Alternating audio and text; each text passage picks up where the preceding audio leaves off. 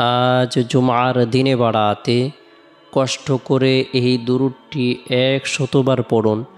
জীবনের সকল গুনাহ মাফ হবে, গায়েবী সাহায্য আসবে, দোয়া কবুল হবে, ভাগ্য খুলে যাবে, আশা আকাঙ্ক্ষা পূরণ হবে। জুমার দিন সাপ্তাহিক সকল দিন থেকে শ্রেষ্ঠ দিন। জুমার দিন মুসলমানদের ভ্রাতৃত্ব বন্ধনের দিন। জুমার দিন দোয়া কবুল হওয়ার দিন।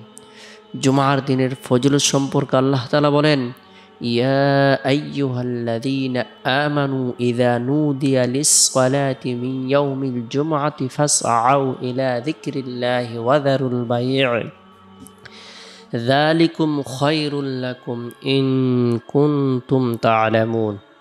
অর্থ, হে মুমিনগণ, জুমার দিনে যখন জুমার নামাজের আজান দেওয়া হয় তখন তোমরা আল্লাহ তাআলার স্মরণে নামাজের উদ্দেশ্যে মসজিদে চলে যাও এবং বেচাকেনা বন্ধ করো। এটা তোমাদের জন্য উত্তম যদি তোমরা উপলব্ধি করতে পারো। সুবহানাল্লাহ। আল্লাহ তাআলার কাছে নামাজের চেয়ে প্রিয় আর কোনো বস্তু নেই। এই জন্য নামাজের ব্যাপারে এত বেশি তাগিদ রয়েছে। সপ্তাহে 7 দিন, তার মাঝে শুক্রবার সর্বশ্রেষ্ঠ দিন।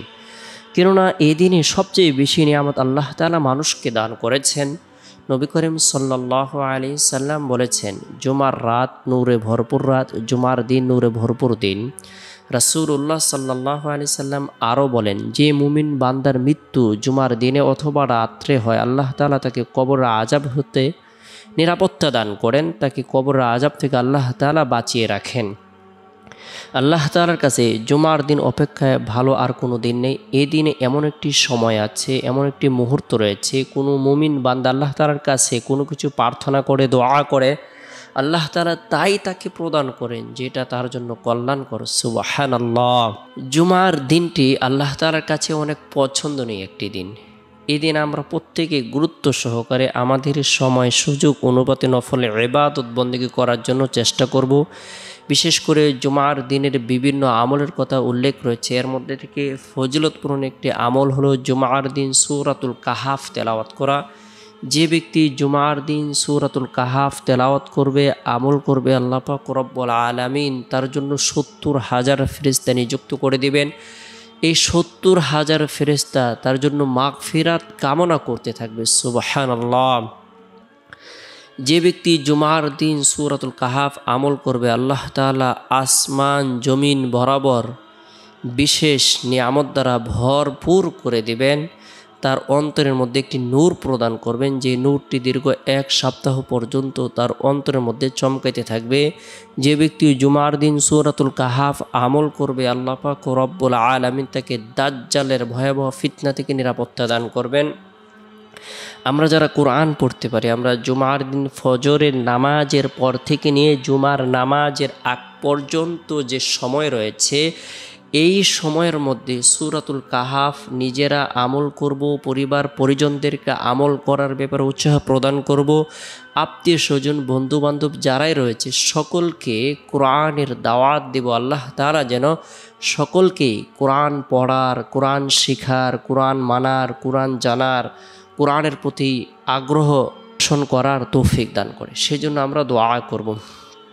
এরপরে জুমার দিন জুমার নামাজ সম্পূর্ণ করার পর, মা বোনেরা জোহরের নামাজ সম্পূর্ণ করার পর গুনাহ মাফের উদ্দেশ্যে তওবার নিয়তে আমরা গুরুত্ব সহকারে ইস্তিগফারের আমল করব। আস্তাগফিরুল্লাহ রাব্বি মিন কুল্লি যামবি ওয়া আতুবু ইলাইহি। যে ব্যক্তি গুরুত্ব সহকারে গুনাহ মাফের উদ্দেশ্যে তওবার নিয়তে খাঁটি দিলে ইস্তিগফারের আমল করবে, যদিও তার গুনাহ সমুদ্রের ফেনা পরিমাণ হয় না কেন, মরুভূমির বালুকারাশি পরিমাণ হয় না কেন, পৃথিবীর সমস্ত দিন পরিমাণ হয় না কেন, পৃথিবীর সমস্ত রাত পরিমাণ হয় না কেন, আল্লাহ তাআলা তার জীবনের সগীরা কবিরা, জাহিরি বাতিনি, শিরিক বিদআত, ইচ্ছায় অনিচ্ছায়, গোপনে প্রকাশ্যে যত গুনাহ করেছে, হাতের দ্বারা গুনাহ করেছে, পায়ের দ্বারা গুনাহ করেছে, চক্ষুর দ্বারা গুনাহ করেছে, জিহ্বার দ্বারা গুনাহ করেছে, কানের দ্বারা গুনাহ করেছে, সকল গুনাহ খাতাগুলো আল্লাহ তাআলা ধুয়ে মুছে নবজাত শিশুর ন্যায় নিষ্পাপ করে দেবেন। সুবহানাল্লাহ। জুমার দিন গুরুত্ব সহকারে আমরা ইস্তিগফারের আমল করব। জুমার নামাজ সম্পূর্ণ করার পর, মা বোনেরা জোহরের নামাজ সম্পূর্ণ করার পর তাসবিহ হাতে নিয়ে আমরা 100বার ইস্তিগফারের আমল করব। আল্লাহ তাআলা হায়াতের মধ্যে, রিজিকের মধ্যে, ধন দৌলতের মধ্যে, সন্তান সন্ততির মধ্যে, আত্মীয় স্বজনদের মধ্যে সার্বিকভাবে আল্লাহ তাআলা কল্যাণ প্রদান করবেন, বরকত প্রদান করবেন। আল্লাহ পাক রব্বুল আলামিন ভাগ্যকে পরিবর্তন করে দিবেন।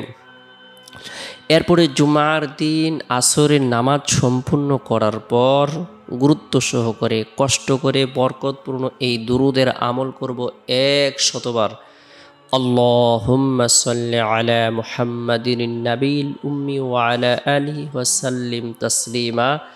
আল্লাহুম্মা সাল্লি আলা মুহাম্মাদিন নাবিল উম্মি ওয়া আলা আলিহি ওয়া সাল্লিম তাসলিমা।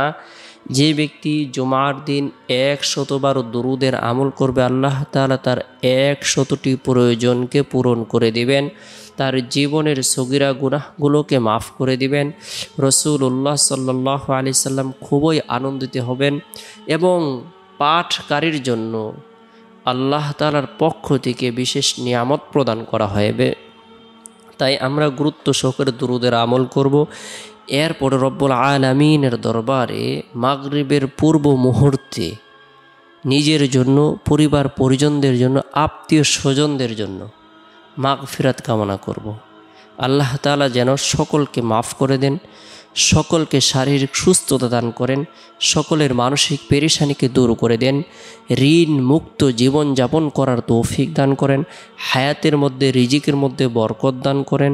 আল্লাহ তাআলা ঝগড়া বিবাদ থেকে, ফিতনা ফাসাদ থেকে, কলহ দ্বন্দ্ব থেকে সকলকে যেন নিরাপত্তা দান করেন, সকলকে যেন আল্লাহ তাআলা হেফাজত করেন। সেই জন্য মাগরিবের পূর্ব মুহূর্তে রব্বুল আলামিনের দরবারে রুনাজারি করব, প্রার্থনা করব, দোয়া করব।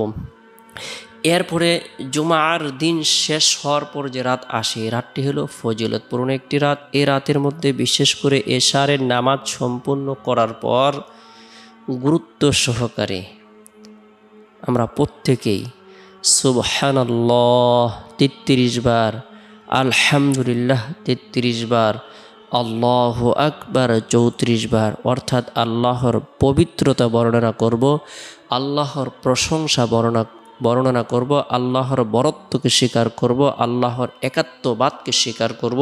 তাসবিহ, তাহলিল, তাহমিদগুলো আমরা পাঠ করার জন্য চেষ্টা করব।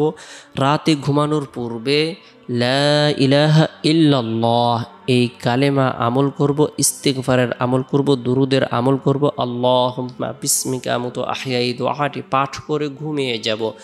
চেষ্টা করব রাতের 1/3 অংশে ঘুম থেকে জাগ্রত হয়ে তাহাজ্জুদের নামাজ পড়ার জন্য। শেষ রাত্রে আল্লাহ তাআলা প্রথম আসমানে আগমন করে পৃথিবীবাসীর সকল ধরনের হাজতকে, সকল ধরনের প্রয়োজনকে আল্লাহ তাআলা পূরণ করে দেওয়ার জন্য ঘোষণা করে থাকেন, দোয়াকে কবুল করে থাকেন। একাগ্রতার সাথে মনে প্রাণে বিশ্বাস রেখে আল্লাহ তাআলার প্রতি তাওয়াক্কুল রেখে আমরা প্রত্যেকেই ইবাদত বন্দেগী করব, গুনাহ থেকে বেঁচে থাকার জন্য চেষ্টা করব।